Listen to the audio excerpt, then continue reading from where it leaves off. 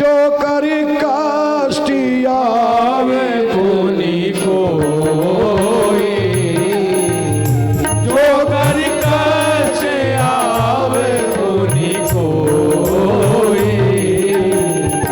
आती नींद छुड़ाए सोई, आते ही नींद छुड़ाए सोई, जड़ता जड़ विषम उड़े लागा, जड़ता जड़ विषम उड़े लागा, कलमुन मंजन पाए अभागा, पाए मंजन पाए अभागा। सूत जी कहते हैं, रामायण की चौपाई में बताया गया है, आवत यही सर अति कठिनाई, राम कृपा बिनु आए न जाई, जो कर कष्ट आब पुनि कोई, तो आते ही नींद जुड़ाई सो, जिसको रात को गोली लेके नींद आती हो, उसको कथा में बिठा देना, बिना गोली के नींद शुरू हो जाएगी। हमने कैमरे में देखा है, जब सामने स्क्रीन पर शूटिंग करने वाले जब उस पर डालते हैं तो वो सो रहा होता है। और माताएं महाराष्ट्र की तो इतनी चतुर हैं, देवियां। महाराष्ट्र में एक जगह मैं कथा कर रहा था, एक बूढ़ी मैया बार बार झटके ले लेके सो रही थी। एक दिन देखा, 2 दिन देखा, तीसरे दिन हमसे रहा नहीं गया। हमने कहा, पूछा, हमने कहा मैया तू सो रही है क्या? जैसे उसने पड़ोसी ने जगाया, मैया खड़ी हो गई।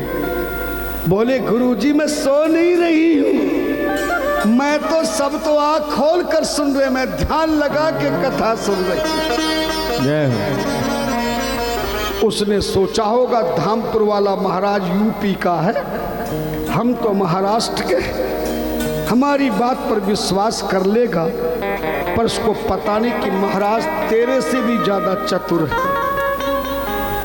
हाँ, कथावाचक से बड़ा कोई चतुर नहीं होता।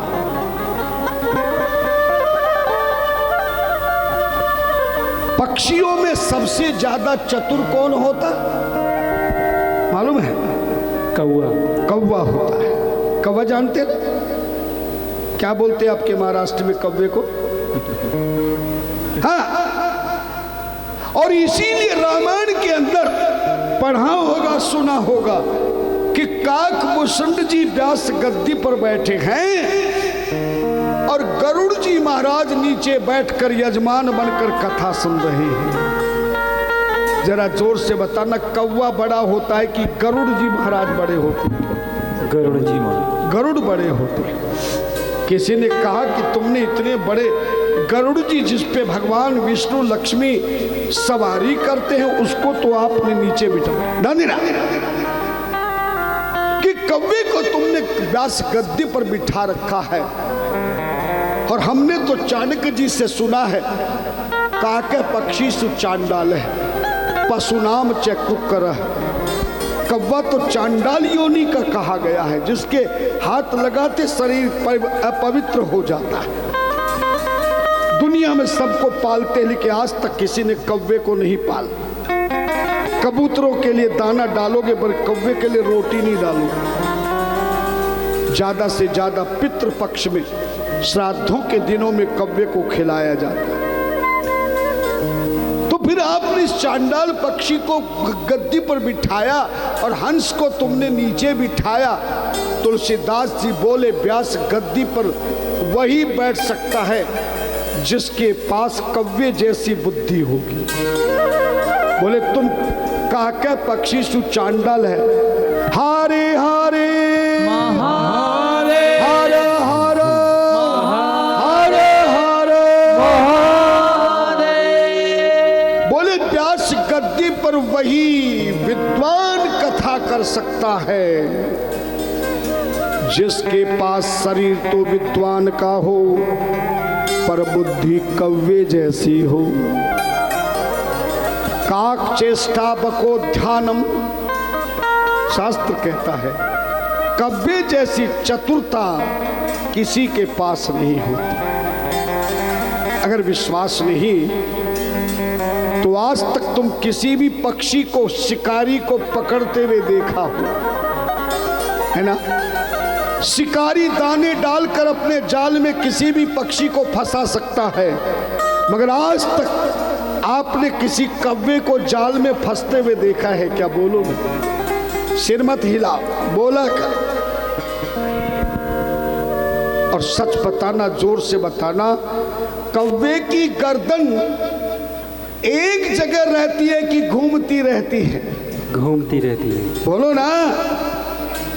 और कथा सुनाने वाले की गर्दन घूमती रहती है। तुम्हारी गर्दन तो सीधी हमारे सामने है, पर व्यास गद्दी पर बैठा हुआ वक्ता की गर्दन एक जगह कव्वे जैसा चेष्टा होनी चाहिए। ध्यान देना। मैया ने सोचा कि महाराज ऐसे होंगे। मैंने भी पूछ लिया, मैया आंख बंद के रोजाना कहाँ? बोले बहुत आनंद आता है। मैंने माइक दिया और मैंने पूछा, मैया सच बता, मैंने अभी अभी क्या सुनाया है? अब सुनाया, सुना हो तो सुनाती। मैया ने फिर भी अपनी गलती ना मानते हुए मुझसे कहने लगी, महाराज आप अभी अभी ये सुना रहे थे कि महाराष्ट्र का किसी किसान ने एक भैंस खरीदी, भैंस लाके घर में लाया, अपनी पत्नी से बोले ये डंडा हाथ में ले ले, नई नई भैंस है, पहली बार दूध निकाल रहा हूं, मैं जैसे बैठ के दूध निकालूं और भैंस जरा भी इधर उधर हो तो डंडा मार देना भैंस की पीठ पर।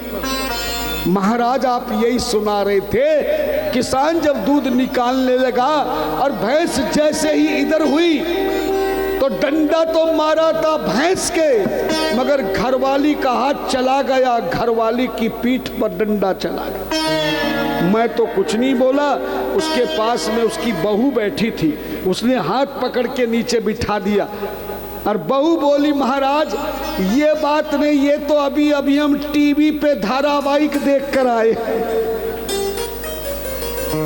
अब टीवी की धारावाहिक तो सबको याद रहती है, इसलिए ध्यान देना, कथा में जितनी नींद आती है उतनी नींद कहीं नहीं आती। अगर ट्रेन में भी एसी का टिकट होगा तब भी पूरी नींद नहीं ले पाओगे, सामान रखा कहीं कोई उठा के ना ले जाए, हर जगह जागते रहते हो, मगर कथा में लोग ज्यादा सोते हैं। और नींद उसी को आएगी जिस पर प्रभु श्री राम की अति कृपा नहीं होगी। जो कर कष्ट आब पुण्य कोई, आते ही नींद जुड़ाई सोई, जड़ता जाड़ विषम उर लागा, गयवन मंजन पाव अभागा। याद रखना, पर सकल विघ्न व्यापही नहीं तेहि, राम सुकृपा बिलो कहीं जे। लेकिन जिस पे मेरे प्रभु श्री राम की कृपा होगी, वो 3 रात अगर सोया नहीं तब भी उसे कथा में इतना आनंद आएगा कि उसको नींद आना आएगी नहीं, खूब आनंद से कथा सुनेगा।